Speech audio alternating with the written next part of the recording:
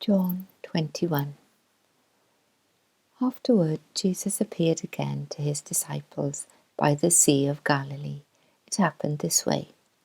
Simon Peter, Thomas, also known as Didymus, Nathanael from Cana in Galilee, the sons of Zebedee, and the 2 disciples were together. "I'm going out to fish," Simon Peter told them, and they said, "We'll go with you." So they went out and got into the boat, but that night they caught nothing. Early in the morning, Jesus stood on the shore, but the disciples did not realize that it was Jesus. He called out to them, "Friends, haven't you any fish?" "No," they answered. He said, "Throw your net on the right side of the boat and you will find some."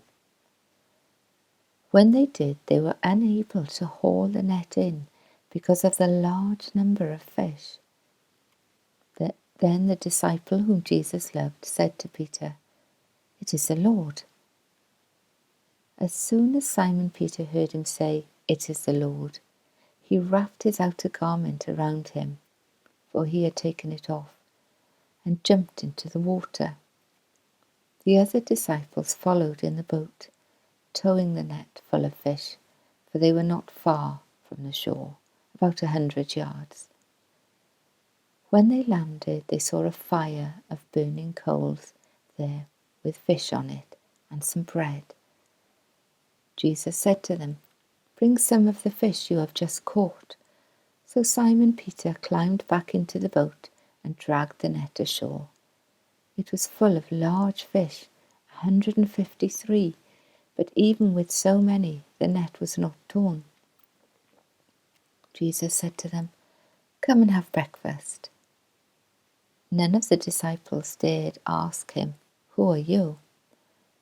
They knew it was the Lord.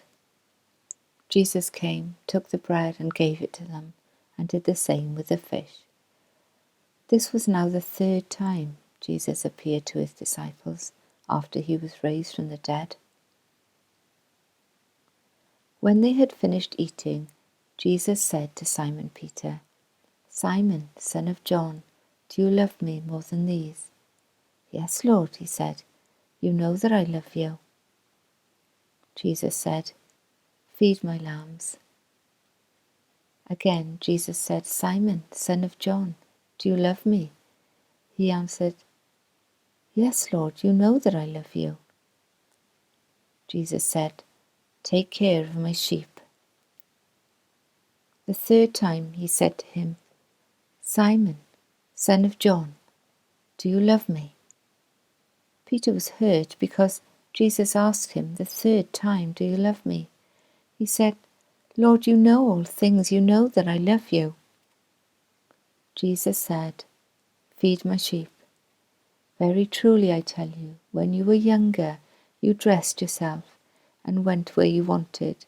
But when you are old, you will stretch out your hands, and someone else will dress you and lead you where you do not want to go." Jesus said this to indicate the kind of death by which Peter would glorify God. Then he said to him, "Follow me." Peter turned and saw that the disciple whom Jesus loved was following them. This was the one who had leaned back against Jesus at the supper and had said, "Lord, who is going to betray you?" When Peter saw him, he asked, "Lord, what about him?" Jesus answered, "If I want him to remain alive until I return, what is that to you? You must follow me." Because of this, the rumor spread among the believers that this disciple would not die. But Jesus did not say that he would not die. He only said, "If I want him to remain alive until I return, what is that to you?"